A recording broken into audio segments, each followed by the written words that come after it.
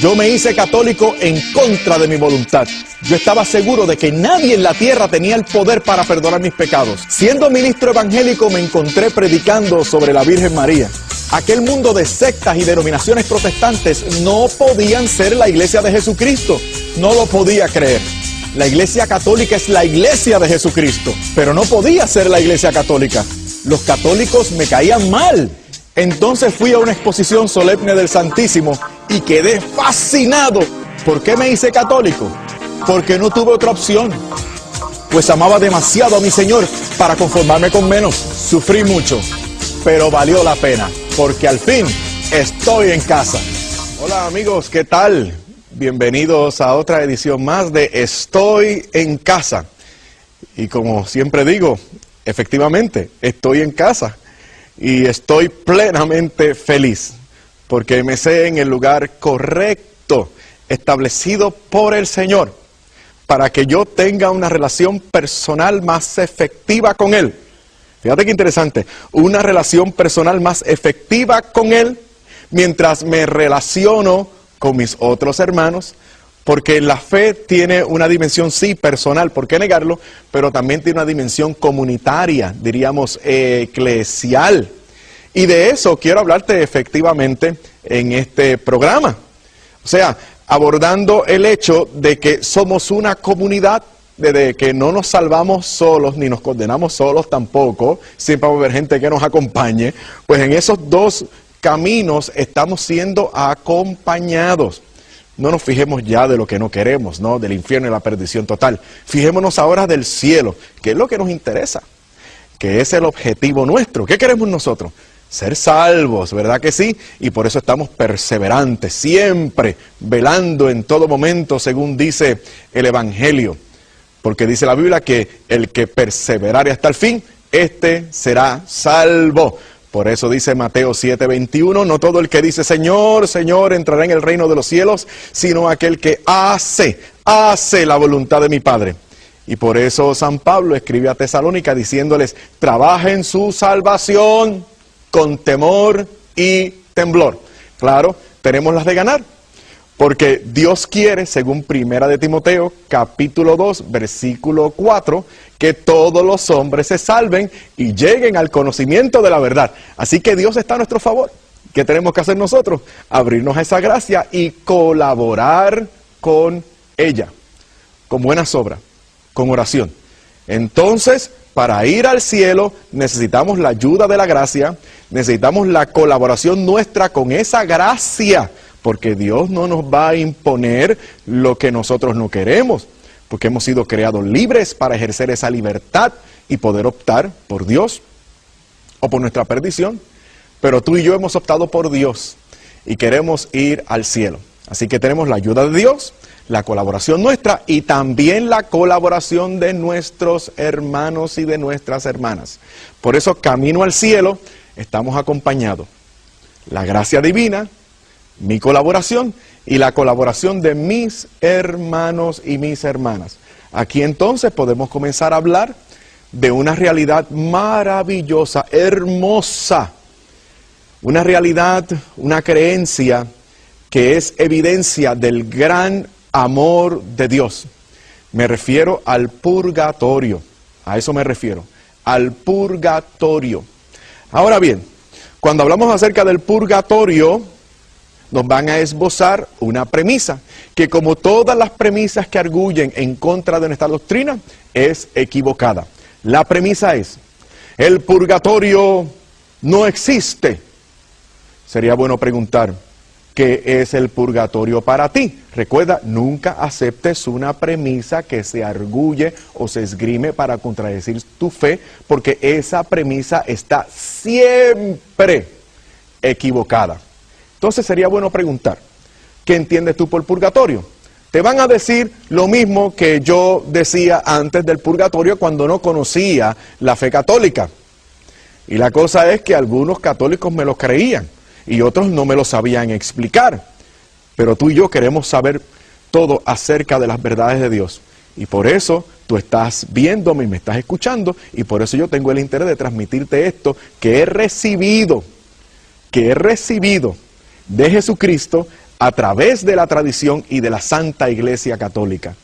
Mira, resulta que esto que arguyen para contradecir nuestra fe en el purgatorio se basa en que el purgatorio para ellos es una segunda oportunidad que reciben los condenados para eventualmente ir al cielo. Eso es lo que se arguye. ¿Qué podemos decir? Tajantemente, eso no es cierto. El purgatorio, escúchame bien, el purgatorio no es una segunda oportunidad que se les da a los condenados para que eventualmente vayan al cielo. Eso no es así.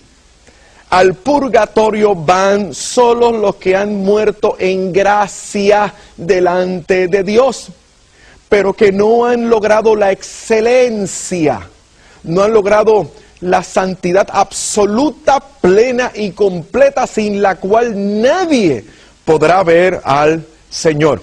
Entonces, otra cosa que se dice es, pero el purgatorio no está en la Biblia. De hecho, la palabra purgatorio no está en la Biblia. Y como no está en la Biblia, pues no puede ser revelada por Cristo. A lo que respondemos como católicos. Bueno, número uno, nuestro criterio de autoridad no es exclusivamente la Biblia, sino la tradición. Aún así, toda nuestra fe tiene un sólido e inamovible fundamento bíblico. Y a ese libro, a este libro hermoso le he dedicado yo toda mi vida.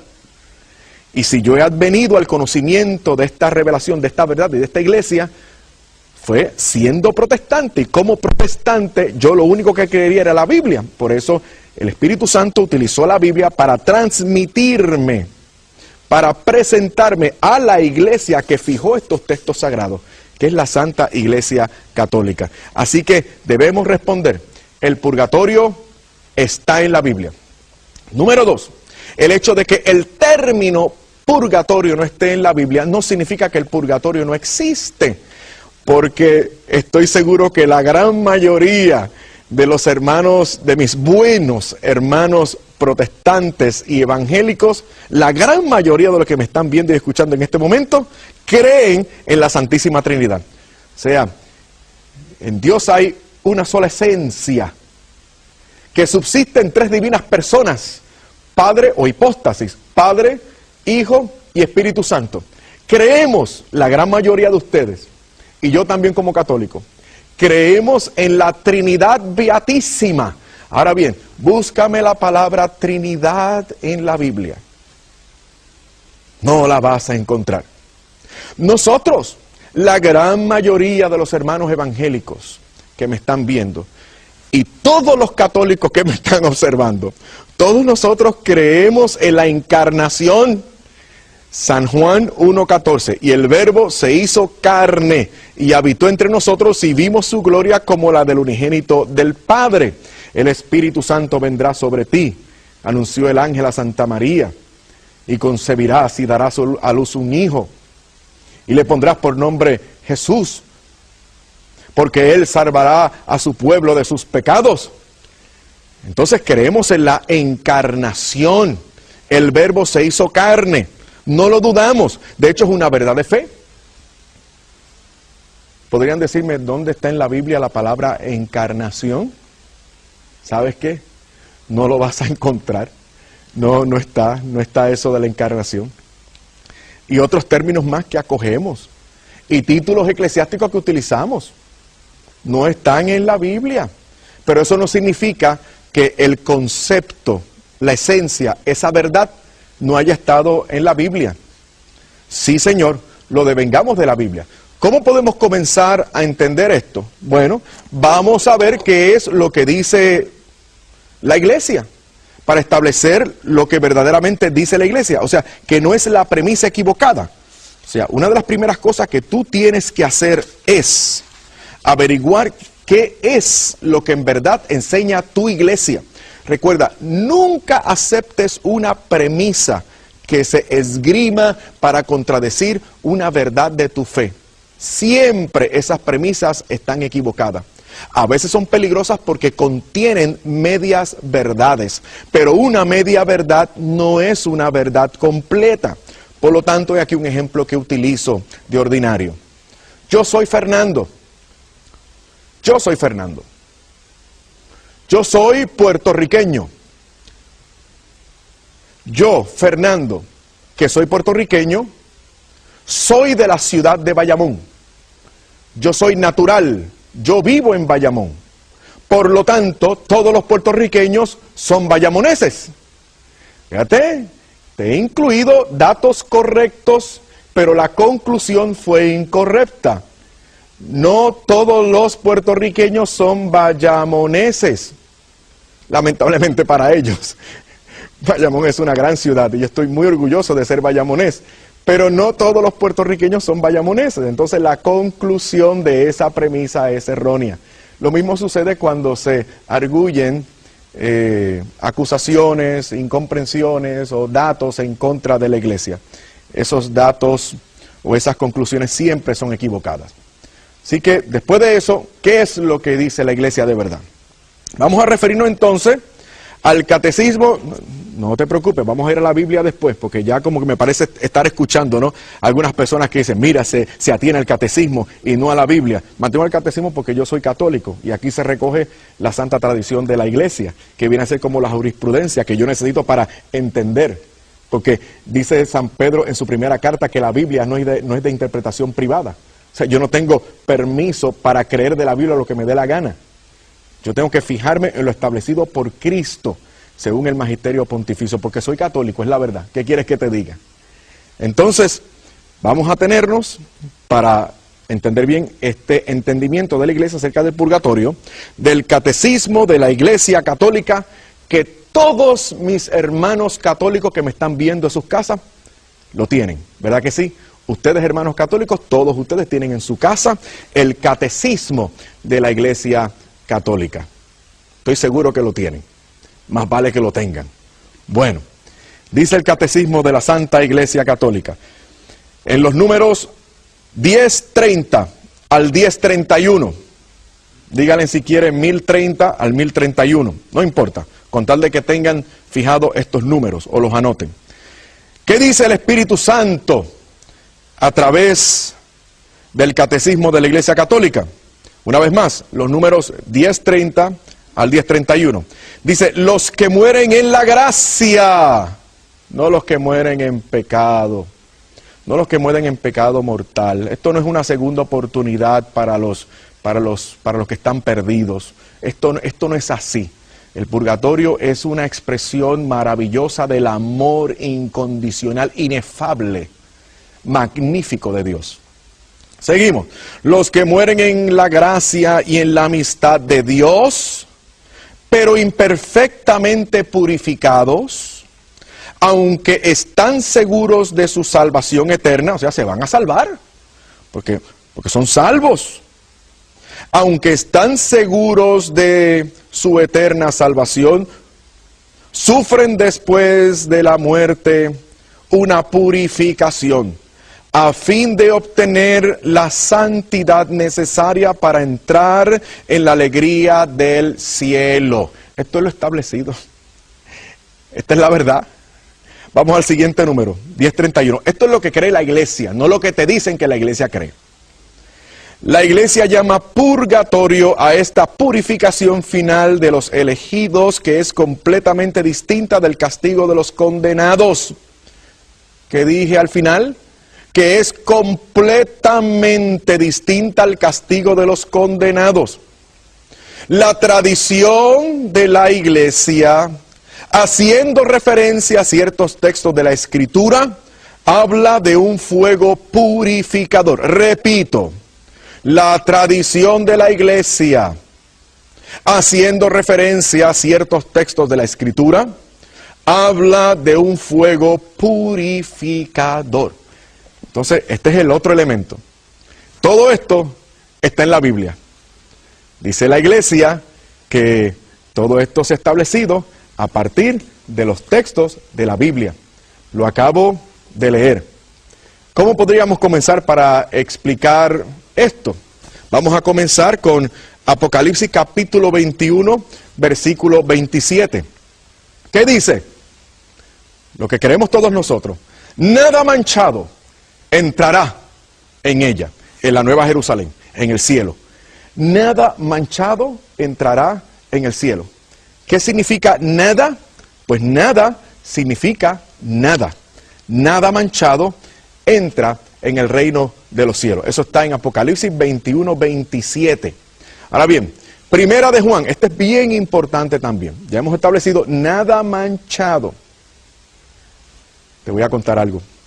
Un día una pariente mía me pide que le explique esto del purgatorio. ¿Cómo es eso de purificar? ¿Qué significa eso? ¿Cómo es eso posible? Naturalmente, antes de mencionarle todos estos textos bíblicos, lo que le dije fue, porque es una pariente mía, es una hermana separada, pero es una persona como la gran mayoría de mis hermanos separados. Una persona buena, una persona razonable, una persona que ama a Dios. Y es una persona sincera. Por eso me entendió. Le pregunté, óyeme, aquí entre tú y yo, ¿tú crees que eres salva porque tú eres evangélica? Sí, soy salva por la fe. Ok, bueno, eso lo podemos discutir luego, pero ¿tú crees que eres salva? Sí, soy salva. Ok. ¿Tú crees a conciencia, examinándote por dentro, sin que me digas nada a mí, pero siendo sincera contigo misma? ¿Tú crees que tú has logrado la santidad absoluta, plena y completa? En ti, en tu alma, en tu comportamiento, en tu conciencia, no hay absolutamente nada. Nada que atente contra el amor y la santidad de Dios. Y esa persona me tuvo que reconocer, mira Fernando, yo creo que soy salva por la fe, pero la verdad es que no, hay cosas de mi vida que no he superado. Hay conductas que no son correctas y que las estoy tratando de superar con la ayuda de Dios. Entonces le dice, a ver, entonces tú no has logrado, como yo tampoco he logrado, la santidad perfecta, completa, que pueda ser compatible con la esencia magnífica, con la excelencia de nuestro Señor Dios y Salvador Jesucristo y de la Trinidad Beatísima. Y la persona me lo tuvo que reconocer. Entonces, vamos a hacer examen para que te des cuenta de que la doctrina cristiana que resguarda la Iglesia Católica es una doctrina muy humana. Es muy humana porque reconoce lo que somos. Por eso, para un católico no hay mucho reparo con decir, soy pecador. ¿Por qué? Porque hacemos examen constantemente. Por eso es que no hay problema para un católico decir, mira, yo me tengo que ir a confesar. Mira, yo necesito dirección espiritual. No, mira, yo necesito asistir a la Eucaristía, yo necesito tener comunión con el cuerpo y la sangre del Señor, porque es que yo necesito avanzar en mi vida de fe, yo necesito progresar, yo necesito santificación, porque sabemos que, como dice Apocalipsis 21, 27, nada manchado entrará en el cielo. Este otro texto es bien importante. Primera de Juan, capítulo 5, versículo 17. Vamos a aprenderlo de memoria.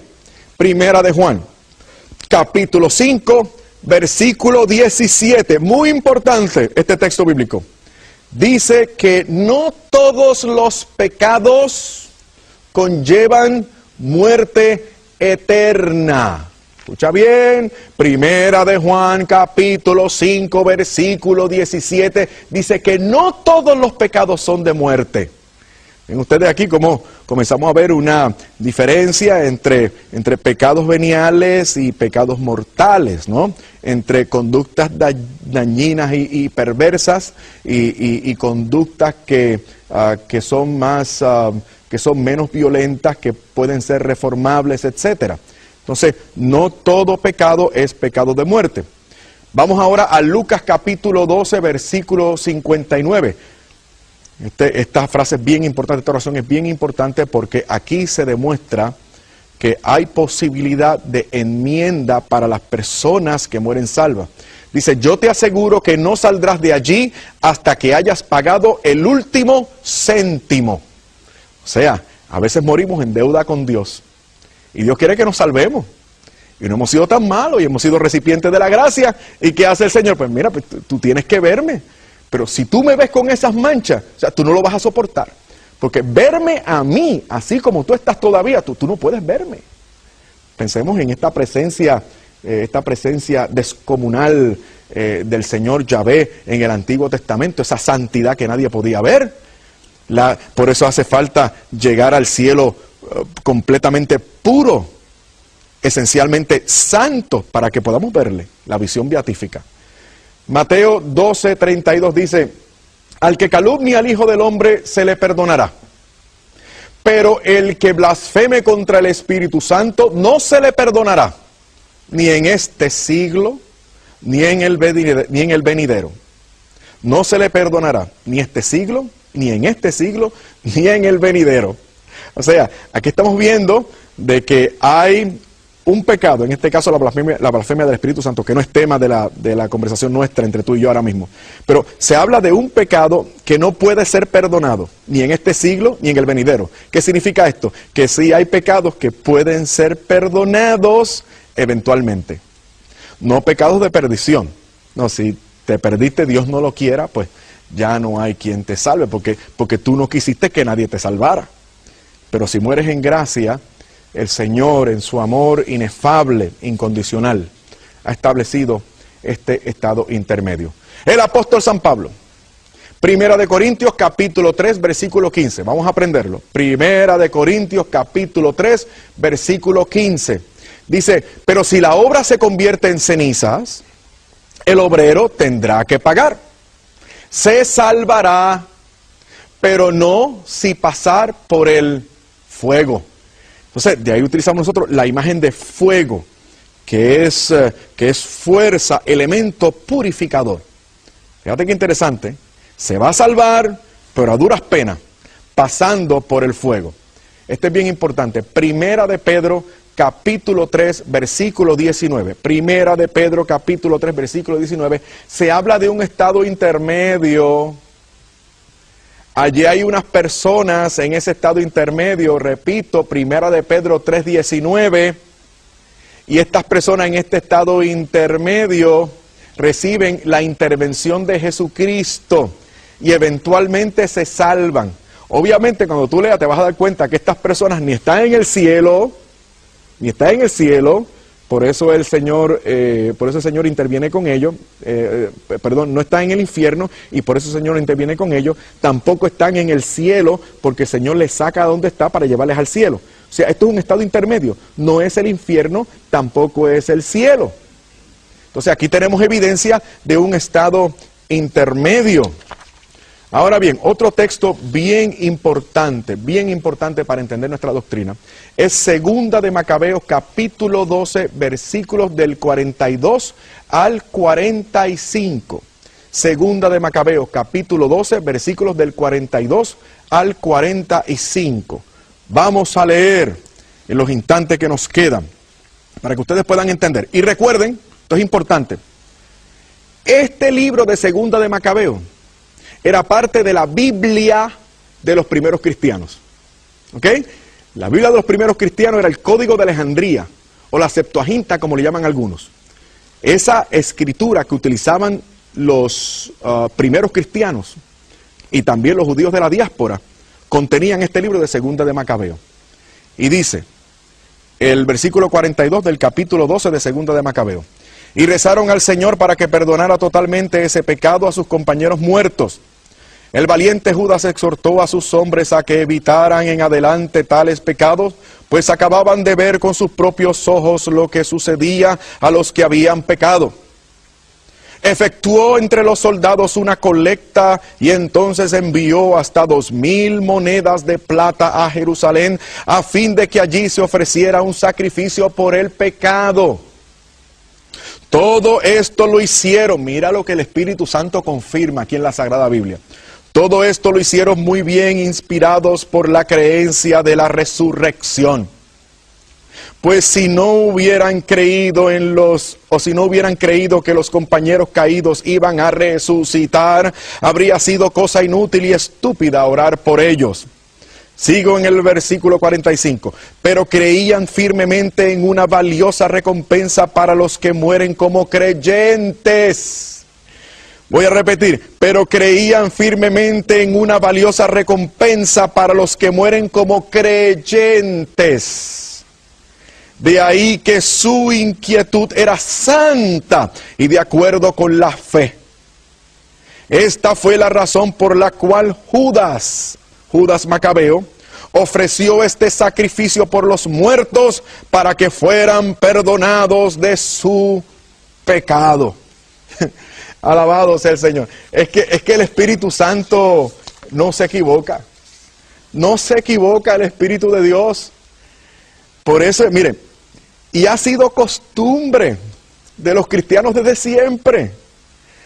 Cuando vuelvan a Roma, cuando vayan a Roma, visiten una catacumba, dejen los museos por un momento y la fiesta y la comelata y vayan a las catacumbas. Y allí en las catacumbas van a ver grafitis del siglo I y del siglo II, de la época apostólica. Van a ver tumbas de aquellos primeros cristianos que incluían inscripciones y también grafiti en el sentido de que rogaban por el alma de esa persona sepultada en ese lugar. Esa era la práctica. Ahora bien, si esa era la práctica de aquellos cristianos, evidenciada por la arqueología, la historia, el sentido común y la Biblia, ¿por qué entonces no tenemos escritos primitivos de los primeros autores condenando esa conducta? Si esa era la conducta de aquellos primeros cristianos, como vemos en la Biblia, como vemos en la historia y en la arqueología, ¿por qué los primeros autores cristianos e historiadores no hacen mención de esa costumbre condenándola? ¿Sabe por qué no la condenan? Porque era práctica ordinaria, basada en la fe, basada en la revelación, basada en la Santa Biblia, basada en la fe de la Iglesia. Esa fe de la Iglesia que eventualmente fue puesta por escrito en la Santa Biblia. Alabado sea el Señor. Es realmente magnífico el amor de Dios. Recuerden, el purgatorio es una de las más excelentes y elocuentes demostraciones del amor incondicional de Dios. El Señor nos ayude a lograr el nivel de santidad para poder verle algún día. Que el Señor nos conceda la gracia para poder ser perseverantes. Alabado sea el Señor. Muchas gracias por tu sintonía. Nos vemos pronto. Seguimos.